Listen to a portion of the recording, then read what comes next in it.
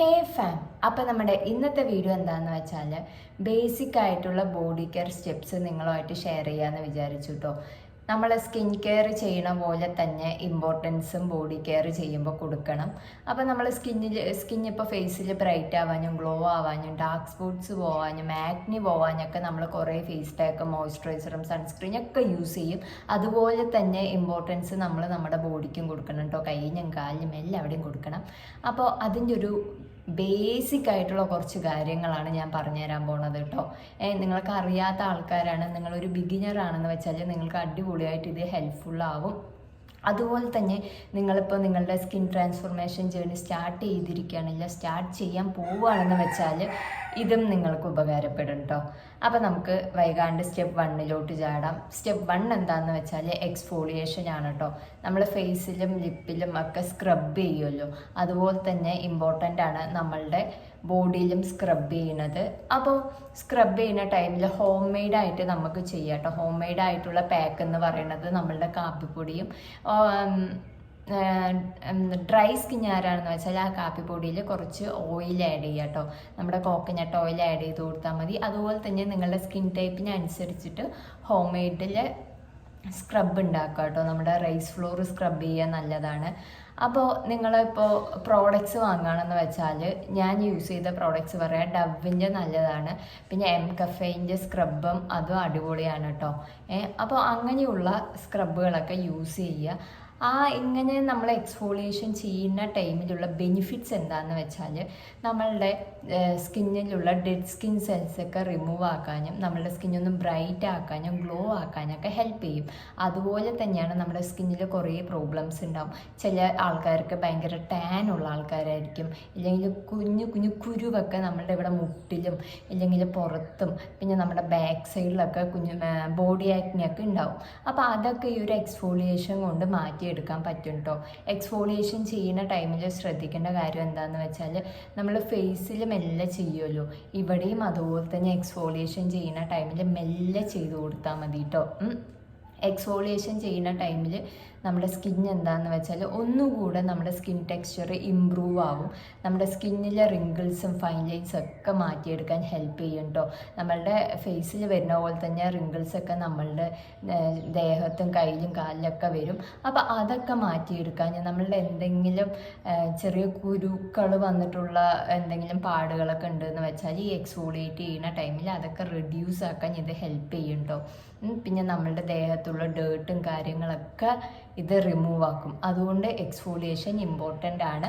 അത് ആഴ്ചയിൽ ഒരൊറ്റ പ്രാവശ്യം ചെയ്താൽ മതി കേട്ടോ. നമ്മുടെ ഫേസിൽ സ്ക്രബ് ചെയ്യുന്നത് ആഴ്ചയിൽ 1 പ്രാവശ്യമാണല്ലോ ചെയ്യുക. അതുപോലെ തന്നെയാണ് നമ്മുടെ ഹോൾ ബോഡിയിൽ ചെയ്യുന്ന ടൈമിൽ ആഴ്ചയിൽ 1 പ്രാവശ്യം ചെയ്താൽ മതി. സ്റ്റെപ്പ് 2 എന്ന് പറയുന്നത് ക്ലെൻസിങ് ആണ് കേട്ടോ. ക്ലെൻസേഴ്സ് കുറേ ടൈപ്സ് ഉണ്ട്. സോപ്പ് ഉണ്ട്, ഷവർ ജെല്ലുണ്ട്, ബോഡി വാഷ് ഉണ്ട്. അപ്പോൾ ഒരു പ്രോഡക്റ്റ്സ് ഒക്കെ ചൂസ് ചെയ്യുന്ന ടൈമിൽ എങ്ങനത്തെ പ്രോഡക്റ്റ്സ് ആണ് ചൂസ് ചെയ്യേണ്ടതെന്ന് ചോദിച്ചാൽ മൈൽഡ് ആയിട്ടുള്ള ക്ലെൻസേഴ്സ് ചൂസ് ചെയ്താൽ മതി. അതുപോലെ തന്നെ ഫ്രാഗ്രൻസ് ഫ്രീ ആയിരിക്കണം. പിന്നെ ഇമ്പോർട്ടൻ്റ് ആയിട്ടുള്ള കാര്യം നിങ്ങളുടെ ബോഡി ടൈപ്പിന് അനുസരിച്ചിട്ടുള്ള ക്ലെൻസേഴ്സ് ചൂസ് ചെയ്താൽ മതി കേട്ടോ. ചിലപ്പോൾ നിങ്ങളുടെ ബോഡിയിൽ ആക്നി ഉണ്ടാവും, ടാൻ ഉണ്ടാവും. അപ്പോൾ അതിനനുസരിച്ചിട്ടുള്ള ക്ലെൻസേഴ്സ് ഒക്കെ ചൂസ് ചെയ്താൽ മതി. ഈ ക്ലെൻസേഴ്സ് യൂസ് ചെയ്യുന്ന ടൈമിലുള്ള ബെനിഫിറ്റ്സ് എന്താണെന്ന് വെച്ചാൽ നമ്മളുടെ ദേഹത്തുള്ള ഡേർട്ടും പിന്നെ ബാക്ടീരിയയും പിന്നെ ഭയങ്കര വേർക്കണ ആൾക്കാരാണെന്ന് വെച്ചാൽ അതിൻ്റെ ഒരു മണമൊക്കെ മാറ്റിയെടുത്ത് നമ്മളുടെ ബോഡിനെ ഒന്ന് ഫ്രഷ് ആക്കാൻ ഈ ക്ലെൻസേഴ്സ് നമ്മളെ ഹെൽപ്പ് ചെയ്യും കേട്ടോ. അതുപോലെ തന്നെ നിങ്ങൾ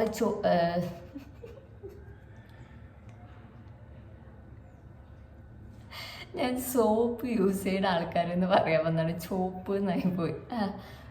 എന്താണ്, നിങ്ങൾ സോപ്പ് യൂസ് ചെയ്യുന്ന ആൾക്കാരാണെന്ന് വെച്ചാൽ ശ്രദ്ധിക്കേണ്ട കാര്യം ഭയങ്കര വീര്യം കൂടിയ സോപ്പൊന്നും യൂസ് ചെയ്യരുത്.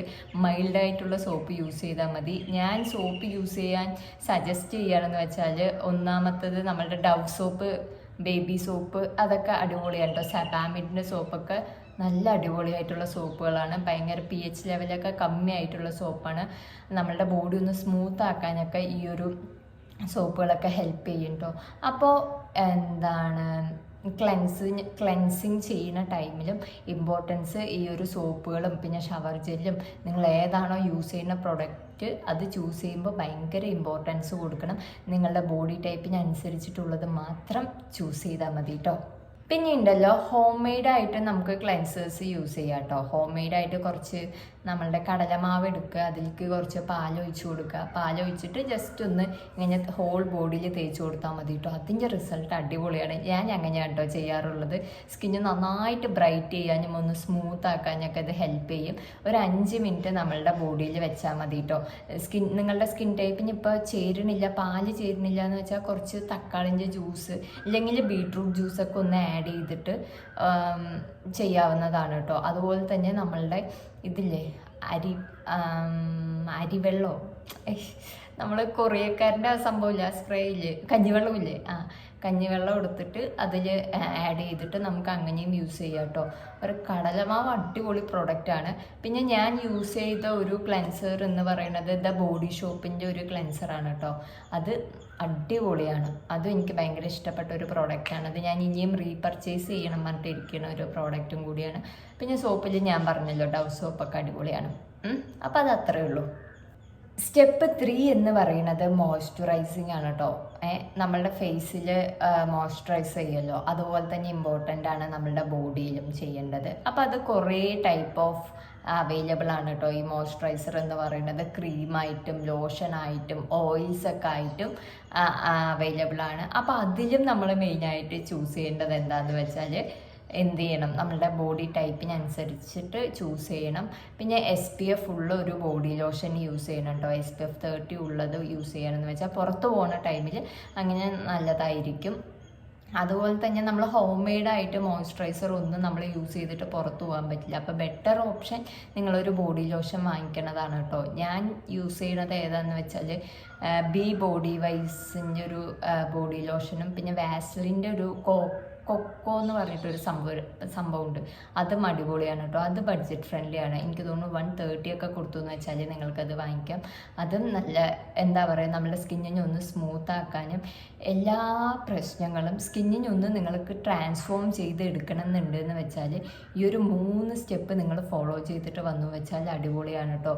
ഈ മോയ്സ്ചറൈസ് ചെയ്യുന്ന ടൈമിൽ നമ്മുടെ സ്കിന്നൊന്ന് ഹൈഡ്രേറ്റ് ആക്കും. ഭയങ്കര ഡ്രൈ സ്കിന്നുകാരാണെന്നുണ്ടെന്ന് വെച്ചാൽ സ്കിന്നൊന്ന് ഹൈഡ്രേറ്റ് ആക്കാനും സ്മൂത്ത് ആക്കാനൊക്കെ ഹെൽപ്പ് ചെയ്യും കേട്ടോ. ഞാനും ഇപ്പോൾ ഭയങ്കരമായിട്ട് എല്ലാം പ്രോപ്പറായിട്ട് ചെയ്ത് വരുന്നുണ്ട്. കാരണം ചൂടുകാലമാണ്, ടാനൊക്കെ പെട്ടെന്ന് ആക്കും. പിന്നെ അതുപോലെ തന്നെ ഡീഹൈഡ്രേറ്റ് ആവും. ഒരിക്കലും ഡീഹൈഡ്രേറ്റ് ആയിട്ട് ഇരിക്കരുത്, ഭയങ്കര ഹൈഡ്രേറ്റ് ആയിട്ട് ഇരിക്കുക. അപ്പോൾ നമ്മുടെ സ്കിന്നും ഹൈഡ്രേറ്റ് ആയിട്ട് ഇരിക്കും, പ്ലംബി ആയിട്ടൊക്കെ ഇരിക്കും കേട്ടോ. അങ്ങനെ സ്റ്റെപ്പ് 4 ചാടിയിരിക്കുകയാണ് കേട്ടോ. ലാസ്റ്റ് സ്റ്റെപ്പാണ് ടൂൾസ് ആൻഡ് ആക്സസറീസ് കേട്ടോ.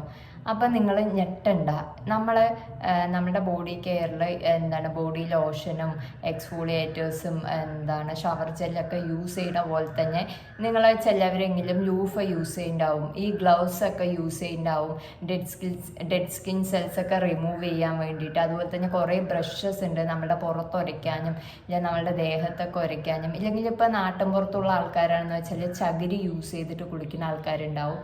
അപ്പോൾ പറഞ്ഞു വന്നത് എന്താണെന്ന് വെച്ചാൽ ഇതൊക്കെ യൂസ് ചെയ്യുന്നത് കൊള്ളാം, പക്ഷേ ആഴ്ചയിൽ ഒരു ദിവസം ഇതിൻ്റെ യൂസേജ് മതി കേട്ടോ. നമ്മൾ ഇട്ട് ഒരയ്ക്കരുത്. നമ്മളുടെ സ്കിന്നെന്ന് പറഞ്ഞെന്ന് വെച്ചാൽ ബോഡിത്തെ ആണെന്ന് വെച്ചാലും പെട്ടെന്ന് ഇറിറ്റേറ്റഡ് ആവാൻ നല്ല ചാൻസസ് ഉണ്ട്.